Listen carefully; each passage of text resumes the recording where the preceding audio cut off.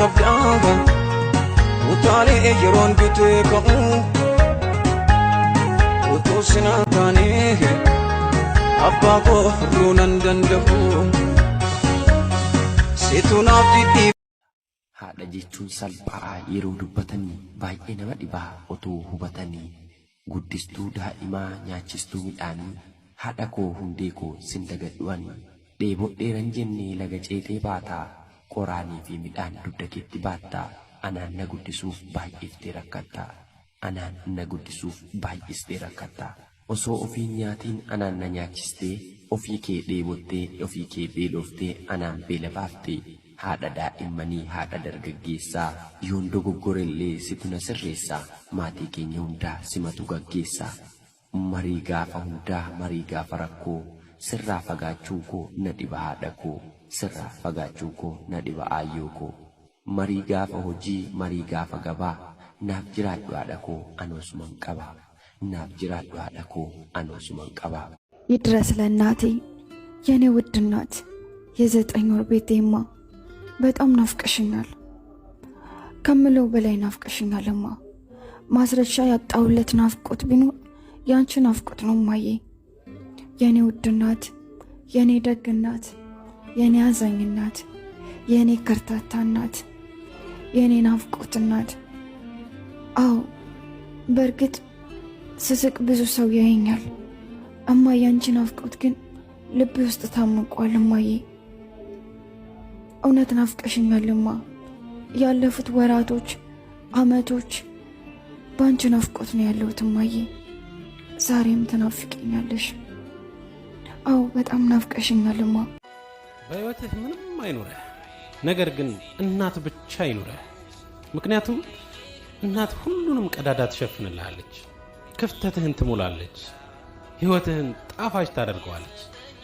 ምክንያቱም እናት እኮ የሚስጥርህ ጓዳ ናት ዓለም ላይ መተኪያ የሌላት ብቸኛዋና ብቸኛዋ ፍጡር እናት ብቻ ናት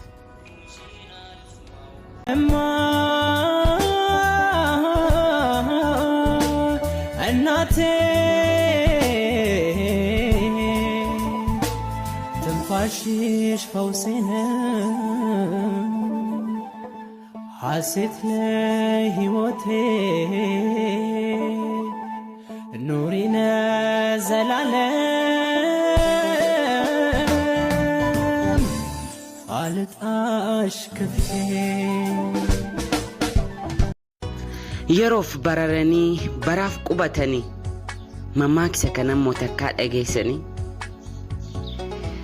yeroof sosochootee hin mil'atin duubaaf bakka hamaa yaada kee dheereffadhu hin geessa bakki cimaa ta'ee mul'adhu sirraasin oduun nama gaafa hunda obsitee maal jennuuf of dhidhiibde gowwaan gowwaasi se'ee waan hin taaneen si faala jabeessii of eeggadhu ni jira hiriyaan hamaan gaafa adeemuuf kaatu fuulduratti ejjettaa itti dhiis oduu nama daandii keerraa si gataa osoma siin jedhanii waanuma fedhan hunda amalatti hin qabneen siif moggaasanii maqaa itti dhiisii callisi namni gaariin yoomsi tuffata warra maqaan qabnetu maqaa kee duubaan nyaata.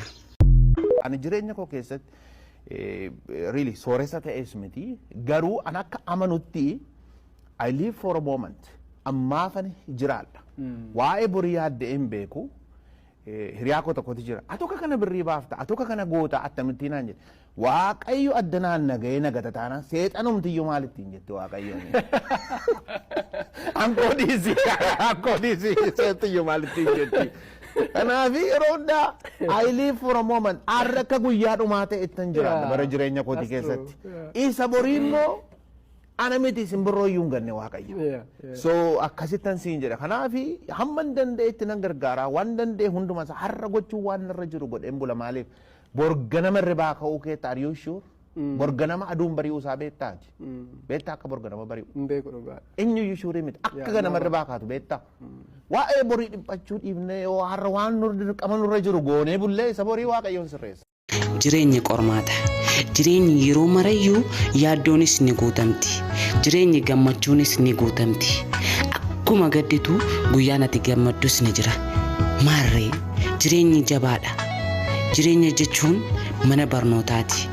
Ati jireenyi naaf laaffata jettee hin eegin, atis jabaadhu.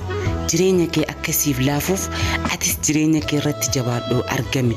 Yeroo kamuu rakkattus gammaddus jedhi alhamdulillah. Afaan gaariin afaa gaarii caala, haasaan gaariin sadaqaadha. Namni nama rakkisa.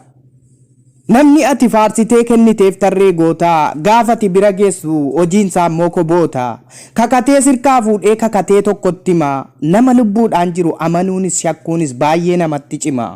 Bakkuma nyaateef sirbee bakka dhabetti boo'a, akka meeshaa chaayinaa bakka malletti dhoo'a. Innati cimaa seetu ilaaltee qomaaf dirraa, gaafa rakkoon argame dheessee baqata sirraa. Yoo kaleessa gaarome arrammootaa hamaa, innati tittuu seetus deebi'ee taadhamaa. Namni lubbuudhaan jiru hin beekamu bakkisaa, uumama hunda keessaa namni nama rakkisa. Tuu namaaf waan gaarii yaaddu miidhamta yoo ta'e, gaarummaa keessa kee jiruuf gammadi. Gaarummaan keessu guyyaa tokko deebi'ee argachuun isaa hin hafu waan ta'eef. Namoota lamaatu wal duraa duuba mana nama soorataa tokko dhaqan. Namichi inni duraa akkuma ol seenan isaanii nyaata dhiyeeffatetti dhaqe. Kootu nyaadhu jennaan fiigee dhiqatee nyaata eegale. Osuma hin turin ammas rakkataan inni lammaffaan dhufnaan kootu nyaadhu yaaniin. Inni lammaffaa garuu osoo waan hin dhufeef hin himatin nyaata nyaadhu. Boroo ganamatti farda keessan barbaadeetti naaf ergisuu dandeessanii jeen. Kana jidduutti namichi dura dhufee osoo dhimma isaa hin himatin nyaatatti gattaa'e sun anis bar farda keessan barbaadeetti dhufee jee. Isaan garuu lakkii tuffamtee jirta jaanii isa tokko farratti dhufe sanii farda kannan. Obboleeyyan kiyya qaalii waan manaa baaneef akkan dagan. Keessattuu nuti warri jireenya baqarra jiru waan hedduu karoorfannee biyyaa baane. Gaafa jireenya biyya ormaa agarru waan biyyaa baaneef san dagan. Waan haaree nuun fayyanne hedduu agarree jala gorre. Yoomi fi akkamitti maal qabannee biyya teenyatti deebinaa yaaduu dhiifne bakka bulan irraa bakka oolan filan. Wantoonni karoora kee akka karoorfattetti galmaan hin gaanne godhanne hedduutu jira. Xiyyeeffannoo keenya waan baaneef dhiifne wanti xiqqoo fi bu'aa yerootiif jecha karoora fi kaayyoo keenya guddaa isa manaa baaneef akkan dagan. Namna qabdaaba utaalee yeroon bitee ka'u utuu sinaa taanee abbaa koo furuu nan danda'u. Situ naaf didhiiba.